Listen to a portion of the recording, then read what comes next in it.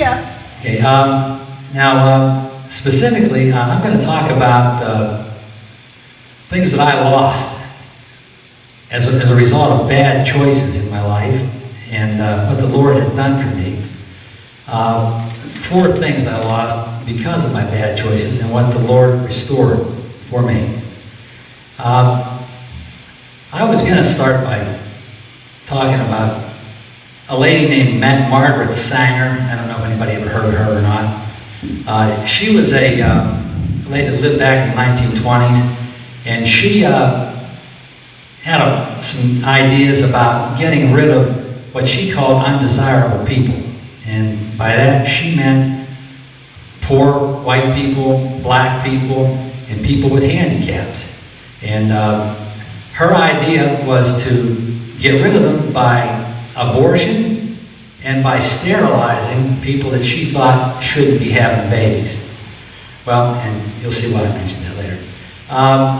Well, you know, I grew up in a Christian home, and I was basically alcoholic by the time I was 14 years old, using drugs, and this was not my parents' fault. I was raised in a good home. I sang in the church choir. My parents had us to church every Sunday. I was making these bad choices on my own. And by the time I was about 17, I had made such a mess of my life in school and everything else. I dropped out of school and joined the Marine Corps the day I turned 17 years old. While I was in the Marine Corps, I continued to drink. But during infantry training at Camp Geiger, North Carolina, in my bed in the barracks one night, with one of those little Gideon Bibles, I gave my life to the Lord. And I asked if He would stick with me, be with me, and I didn't feel like I was quite ready for it. I'd like to say that after I did that I got on the right path and did everything right. But I didn't. I got on the wrong path and continued to drink, abuse drugs, and every sort of thing that I'm ashamed to talk about. And I did that for many years. What I did do was get a GED diploma while I was in the Marine Corps, and took a college class and found out it was really pretty easy if you applied yourself. So when I got out of the service, I started going to college, and I was feeling pretty good about myself because I was achieving something that I felt like I wasn't able to when I was younger.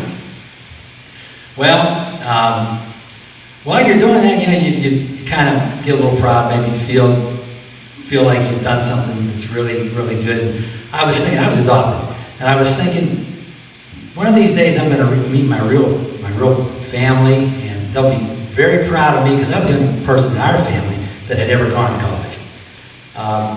So time goes on, and while I'm in college in New York, my younger sister, who was my biological sister, but was raised with me, wrote to me and said that she had found our family, and that if I wanted to know anything about it, she'd let me know. So my next trip down to Pennsylvania, I went and to meet our mother.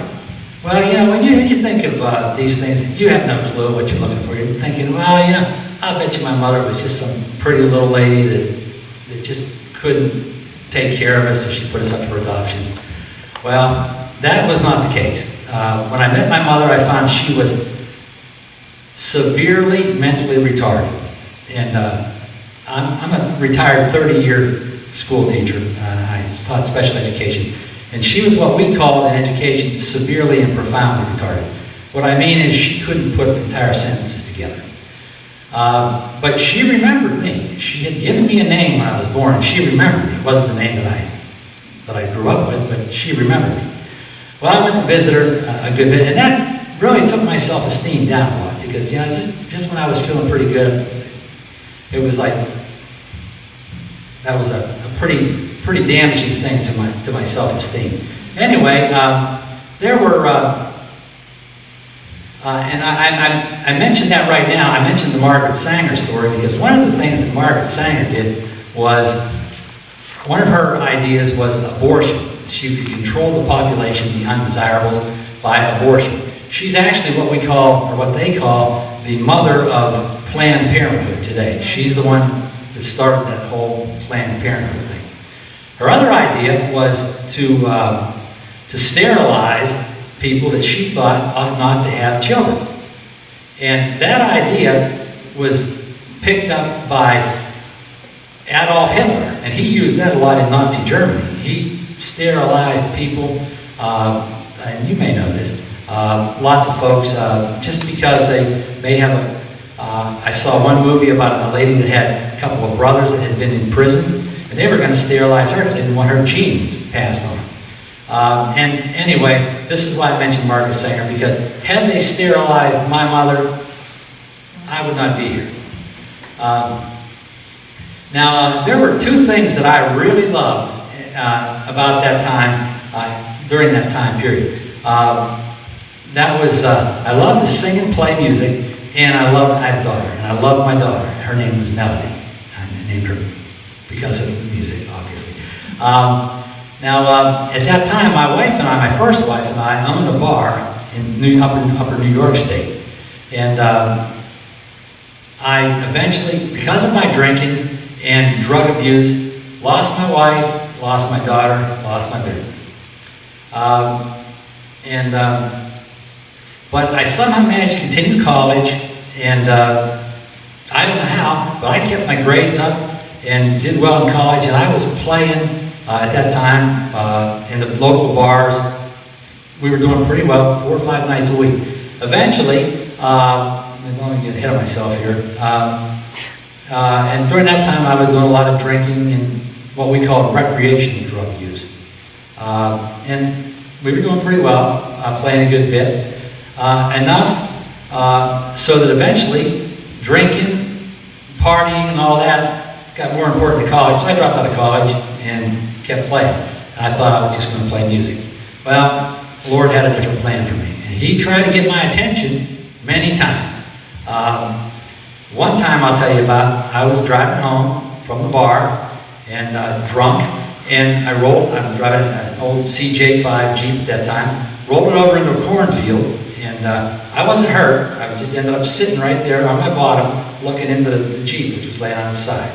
Well, you'd think somebody would get a clue at that point. I have a hard head. So eventually what happened was he had to roll a Jeep over my head, and in another accident, this time I was hurt. I won't get too gross here, but pretty much most of my head is made out of body putty now. They had to pretty much spend most of the day picking broken pieces of skull out of my head. And my left arm is all metal from my wrist up to my elbow. And none of those nerves were ever reconnected. You may notice when I play the guitar, I got to be looking at my hands sometimes because I don't get the messages that I used to get. Anyway, make a long story short, he got my attention that time. So I quit playing, went back, finished college, went on to graduate school, and fell in love with special education at that time, and that's what I got my degree in. And Margaret and I each are 30-year teachers, or 30 years in education. We spent the last 10 years, she was my principal. So, yeah, she was my boss at work, too. At any rate, that went on for a while. So I quit playing, which was something else that I loved and felt that I lost. So I had lost my self-esteem over my mother. I had lost my daughter and my first wife, and I had lost my ability to play. Well, I was teaching school through the 80s and 90s. Things were going pretty well. And I began to recognize, the Lord is still, He's never left me. He's still working with me and giving me chance after chance, which He did. And as time went on, I finally realized that He had not abandoned me. And I rededicated my life to the Lord, late 80s, early 90s. And thank you. And like Job, He restored so many things in my life. I lost my self-confidence at one point over finding out of my mentally retarded mother. That caused me to develop a real love for special education. I spent 30 years in education, and I found out what wonderful, incredible people handicapped people are that I work with. and what a blessing that was. So he blessed me with that. Lost my wife. He has given me a wife that loves the Lord, loves me. Sometimes I wonder, that must be a challenge. But she does. I was able to reconnect with my daughter after about 30 years and found that she loved the Lord. Her and her husband were very involved in their church, were raising all their children in the church, and what a blessing that was for me. Because I had spent many years worried about what would become of her. And he has enabled me to use my hand enough to where I can still play some music. And I'm thankful for that. Based on the choices that I made, I deserve nothing. And here's proof that God's love and forgiveness is available. If it's available to me, it's available to everybody. And I want to get that message to as many people as I can, because time may be running out. And people need to hear the word of Jesus, and they need to give their life to Him. So that's